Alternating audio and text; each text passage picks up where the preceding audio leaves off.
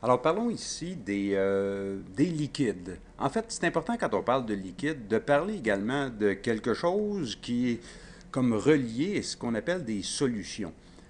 Alors, en deux mots, si on regarde ici la différence entre ce qu'on va appeler, dans le fond, une substance qui est liquide et une substance qui constituerait, dans le fond, une solution.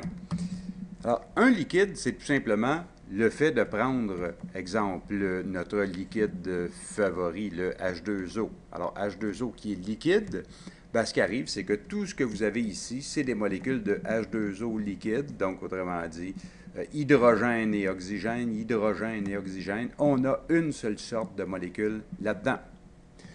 Au contraire, une solution, ben également, on va avoir du H2O liquide qui est à l'intérieur ici. Mais si, par exemple, on ajoute dans l'eau un soluté, donc le soluté qu'on ajoute, ça pourrait être différentes choses, mais par exemple, si on rajoute du NaCl, qui est un solide ici. Alors, on ajoute du NaCl solide, ce qui va arriver dans l'eau, c'est que notre NaCl va se dissocier et va me donner des Na+. Les Na+, ne sont pas ici liquides, ils sont en phase aqueuse. On obtient aussi des Cl-, qui sont aussi en phase aqueuse.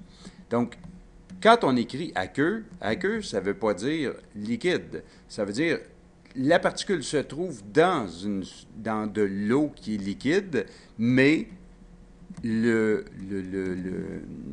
fait de dire aqueux, ça veut dire tout simplement en solution dans l'eau. Alors, en solution dans l'eau, c'est ce que veut dire notre aqueux. Alors, ça, on a une solution aqueuse, donc une solution dans l'eau de NaCl solide. Ici, on a tout simplement un liquide. On a du H2O liquide. Ça serait possible d'avoir du NaCl liquide, mais là, ce n'est pas du tout la même chose. Pour avoir du NaCl aqueux, on pourrait aussi dire ici qu'au lieu de les mettre séparés, on pourrait dire qu'on a du NaCl qui est en phase aqueuse. Mais si je voulais du NaCl liquide, ce serait pas mal plus compliqué. Ce qu'il faudrait faire ici, c'est que je devrais chauffer le NaCl à des températures extrêmes pour obtenir du NaCl, mais ici, qui va changer de phase. Alors, il faudrait le chauffer énormément, et là, ça n'implique absolument pas de l'eau. Alors, ce n'est pas une solution, ça serait un liquide, et ça serait ici du NaCl liquide. Donc, si on résume ici, alors on le dit bien, hein, on a déjà observé un morceau de sucre qu'on plonge dans de l'eau. Alors, l'eau, à ce moment-là, va servir au sucre pour sa dissolution. Alors, on dit que le sucre se dissout dans l'eau. C'est ce qui donne à l'eau, bon, une saveur qui est sucrée, et à ce moment-là, on appelle ça une solution, comme on disait tantôt, la solution de NaCl qu'on mettait dans l'eau. Alors, on a donné le nom de solution au mélange d'un solide et d'un liquide. Et donc, on dit que le sucre ici dissous, ça ne peut pas être filtré. Hein? Il ne peut pas être filtré parce que, dans le fond, les particules de solide se retrouvent entre les particules d'eau et donc font un mélange homogène avec l'eau. Puis on ne peut pas non plus l'observer, même si on regardait ça avec un microscope. Alors, ces particules de sucre-là.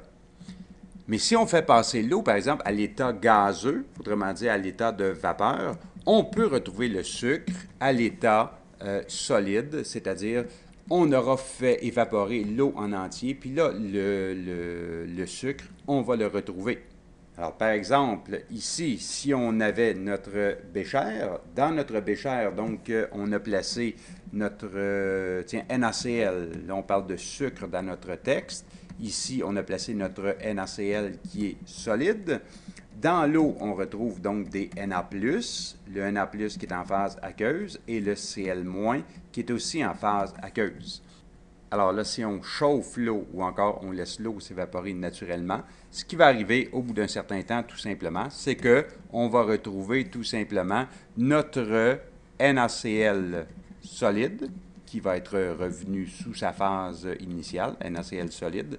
Alors, toute l'eau serait disparue tout simplement. Et là, on retrouve simplement notre solide. Et on aurait ici notre H2O qui est redevenu, en fait, qui est devenu du H2O gazeux. Et là, le H2O gazeux, on le perd dans l'environnement. Maintenant, ce H2O-là, c'est ce qu'on pourrait appeler de la vapeur d'eau. Bon. Alors, la vapeur, c'est un gaz. Mais il faut comprendre quelque chose. Par exemple, on va se donner une définition de ce qu'on appelle la vapeur. La vapeur, dans le fond, c'est la phase gazeuse d'une substance qui est normalement liquide ou encore solide à l'état, à la température de la pièce plutôt. Alors, je vous donne ici là, un exemple ou deux. Alors, définissons ici ce qu'on entend par le terme vapeur. Alors, la vapeur, ça ne s'applique pas à n'importe quel gaz. La vapeur, voici une définition qui serait importante de noter. C'est la phase gazeuse d'une substance quelconque, ça peut être n'importe quelle substance qui va changer de phase, mais qui est normalement liquide ou solide à la température de la pièce. La température de la pièce, n'oublions pas que c'est 25 degrés Celsius. Alors, on va prendre quelques exemples. Alors, si on considère que les substances suivantes sont à la température, justement, de la pièce, c'est-à-dire à 25 degrés Celsius. Alors, qu'est-ce qu'on pourrait prendre ici comme exemple? Alors, prenons l'exemple le plus évident, notre H2O. Alors, le H2O, à la température de la pièce, à 25 degrés, c'est un liquide. Alors, si le liquide, ce liquide-là, devient du H2O, mais qui est du H2O gazeux, à ce moment-là, le H2O qui est normalement liquide ou solide à la température de la pièce, on pourrait dire que c'est de la vapeur. C'est de la vapeur d'eau parce qu'il était liquide ou solide, mais il est liquide ici à la température de la pièce. On peut prendre un autre exemple. Prenons du cuivre. Alors, du cuivre, c'est un solide. Alors, on le sait, le cuivre qu'on retrouve dans par exemple, dans les fils. Le cuivre, donc, c'est un solide à la température de la pièce. Alors, si le cuivre devient gazeux, évidemment, il faut le porter à des températures extrêmes pour qu'il puisse devenir gazeux, bien, on pourrait parler de vapeur de cuivre à ce moment-là. Donc, le cuivre est solide à la température de la pièce. L'eau est liquide à la température de la pièce, donc si ça devient gazeux, on appelle ça de la vapeur. Mais si on prend une substance comme de l'azote, par exemple, le N2, le N2, c'est ce qui constitue 80%, donc 80% de l'atmosphère. Alors, ce qu'on respire en ce moment, quand on respire l'air atmosphérique, on respire environ 80% d'azote. Alors, évidemment, à la température de la pièce, c'est déjà un gaz. Alors, ceci, on ne pourrait pas l'appeler de la vapeur d'azote, parce que ce n'est tout simplement pas liquide ou solide à la température de la pièce. Alors, on peut dire H2O gazeux, on a de la vapeur d'eau. Du cuivre gazeux, on a de la vapeur de cuivre, des vapeurs de cuivre. Mais du N2 gazeux, c'est tout simplement un gaz. C'est la phase gazeuse du N2. Évidemment, le N2, ça peut être solide, ça peut être liquide si on le porte à des températures extrêmement faibles, comme par exemple la température d'ébullition du N2, c'est moins 196 degrés Celsius. Okay. Sauf que à la température de la pièce, il est déjà gazeux.